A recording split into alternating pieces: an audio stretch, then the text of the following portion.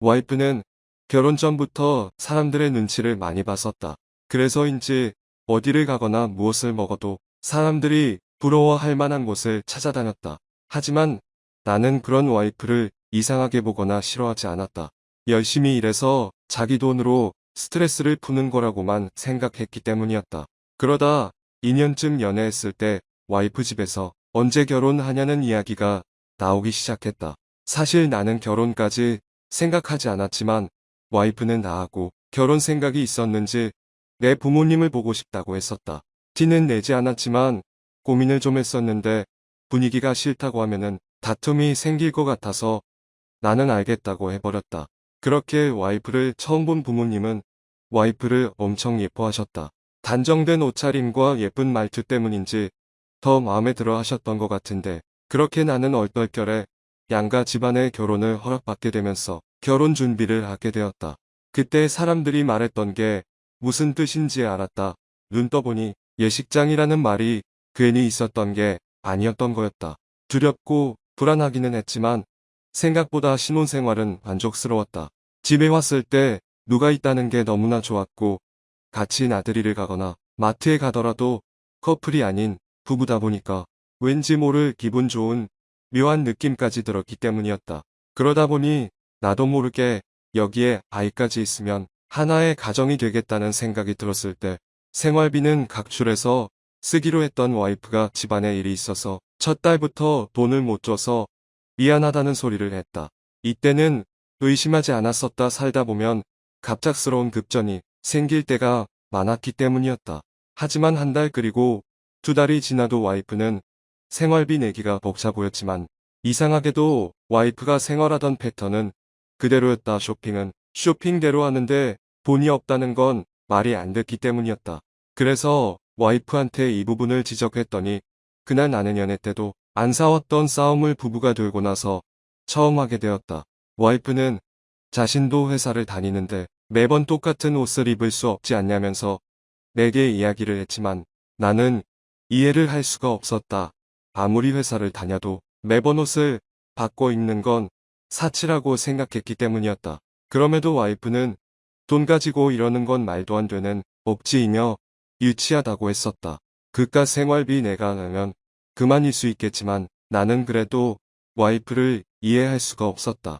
그러던 어느 날 친정집에 가자고 해서 생각 없이 친정에 방문하게 되었는데 하필 그날은 와이프가 운전했던 날이라 주차할 자리 좀 찾아보겠다며 나보고 먼저 들어가라고 했었다. 집에 들어가려던 순간 친정집 우편물을 보니까 카드사에서 날아온 우편물 여러 개가 보였다. 평상시 같았으면 아무 생각 없이 지났을 텐데 이상하게도 와이프가 쓰는 카드 회사 느낌이 들어서 나도 모르게 쓱 한번 확인했더니 실제로 와이프의 이름들이 적혀 있었다. 불안한 마음으로 봉투를 개봉한 순간 나는 판도라 상자를 열어버린 느낌을 받았다. 그동안 나한테 모은 돈으로 혼수한 거라고 했었던 와이프였는데 사실은 카드로 전부 다 긁은 상태였던 거였다. 왠지 모를 배신감에 집으로 가고 싶었지만 그래도 와이프가 무슨 말을 하는지 드러나 보고 싶어서 꼭 참았다. 그렇게 볼일을 다 보고 나서 집으로 향하던 길에 나는 차 안에서 아무 말 없이 와이프한테 카드 고지서를 보여줬다. 올게 왔다고 생각이 들었는지 차는 한쪽에 세우고 입술을 잘근 문채에 눈을 감고서 뜨지 않았다. 하지만 나는 핑계를 대게 할 시간을 주고 싶지 않아서 이게 다 무엇이냐고 물어봤더니 한참을 망설이던 와이프가 나한테 했던 말은 신경 쓰지 않아도 된다는 말이었다. 자신의 월급으로 갖고 있으니까 나는 원래 하던 대로 하면 된다는 건데 나는 이해가 안 됐다. 원래 하던 대로 하면은 생활비도 앞으로 내가 계속 내야 하는 거 아니냐고 했더니 와이프는 당연한 듯 이거 다 갚으면 줄 테니까 걱정하지 말라고만 했다. 참으로 뻔뻔해 보였다. 거짓말을 해서 걸렸으면 최소한 나한테 사과부터 해야 하는데 와이프는 그런 모습은커녕 오히려 돈 때문에 이러한 상황을 만드는 내가 잘못을 했다며 역공을 하기 시작했다. 참 많은 생각이 들었다.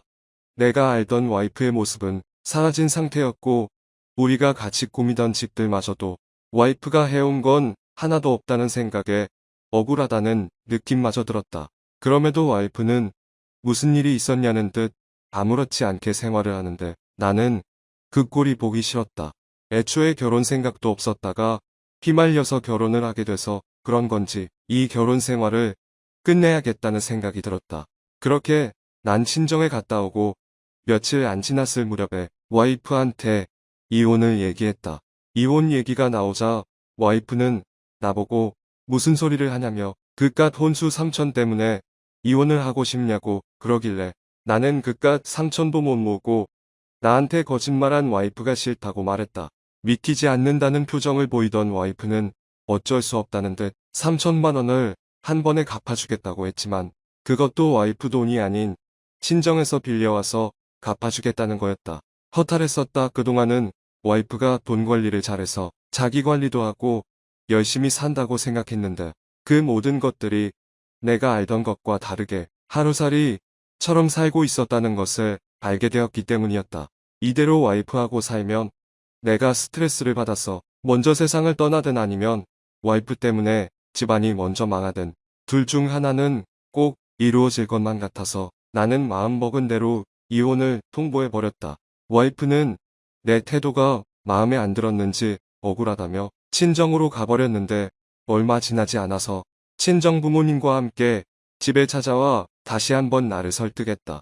친정 부모님은 이미 결혼한 마당에 얼마 안 하는 걸로 이혼을 하고 싶냐고 했지만 나는 그러한 태도를 보이는 모습이 더 안 좋게만 보였다. 자신들의 잘못은 하나도 모른 채 무조건 돈만 보고 이혼하는 나를 나쁜 사람 취급을 했기 때문이었다. 그래도 결혼 초기에 발견한 게 차라리 그나마 낫다는 생각으로 나는 생각을 굽히지 않았다. 이혼 과정 중에 많은 일들이 있었지만 결국은 내가 원하던 대로 이혼은 할 수가 있었다. 와이프는 이혼하기 마지막 날 더럽고 치사하다며 나 혼자 늙어 죽으라는 소리를 했었는데 내가 볼 때는 혼자 늙어 죽을 사람은 와이프일 것 같다. 아무튼 한동안 여자에 대한 거부감이 들어서 연애 자체를 기피하게 되었지만 우연히 나처럼 한 번 갔다 온 사람을 알게 되면서 현재는 그 사람과 교제 중이다. 직업은 전 와이프와 비슷한 업종이긴 한데 전 와이프랑 다른 점은 경제 개념이 완전히 다르다는 거였고 또 그만큼 사치를 부리지 않는 여자라서 현재는 생각만 하고 있지만 아마도 지금의 여자친구랑 결혼하게 된다면 돈 때문에 스트레스 받고 살지는 않을 것 같다.